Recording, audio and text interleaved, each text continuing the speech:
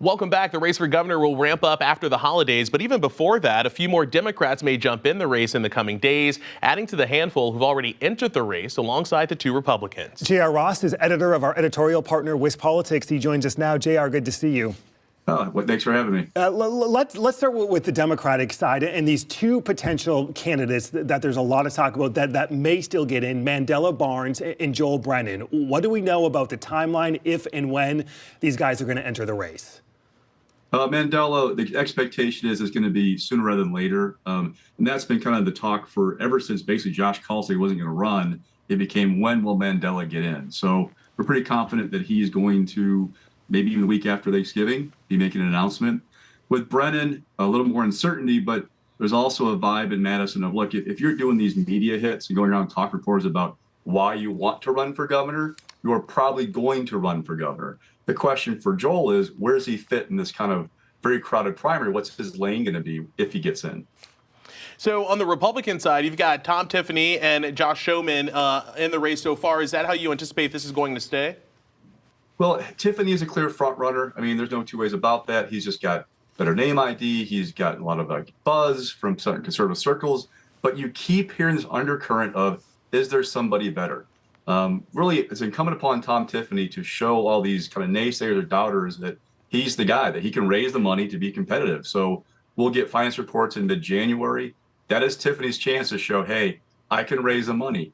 If he doesn't have a big number, and, depending who you talk to, they might throw out 4 million, 5 million, 3 million. I mean, depends on, how high a bar you want to set.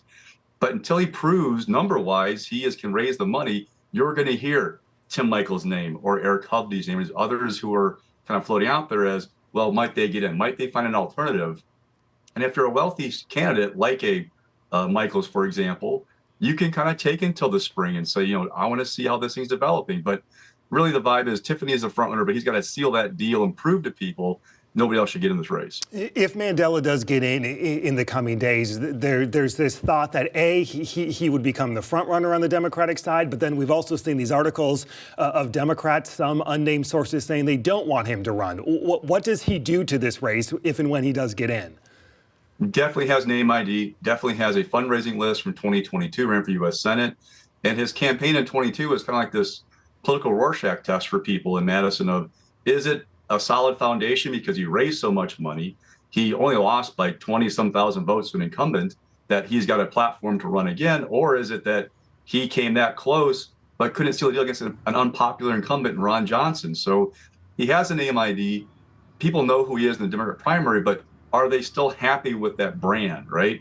Did they see something in 22 that goes, I'm not really going to go there this time? And don't forget, in 2022, he ran against three people who didn't throw a political punch at him the entire primary. They weren't sure, one, if it would work, or two, if they'd benefit or somebody else would. I don't get the feeling from this current field that they will hold back going after Mandela's vulnerabilities to try and earn the nomination themselves if he gets in the race or when he gets in the race. All right, to be continued. J.R. Ross, editor of WisPolitics. J.R., like always, thank you. Anytime. Up next, Signature Time.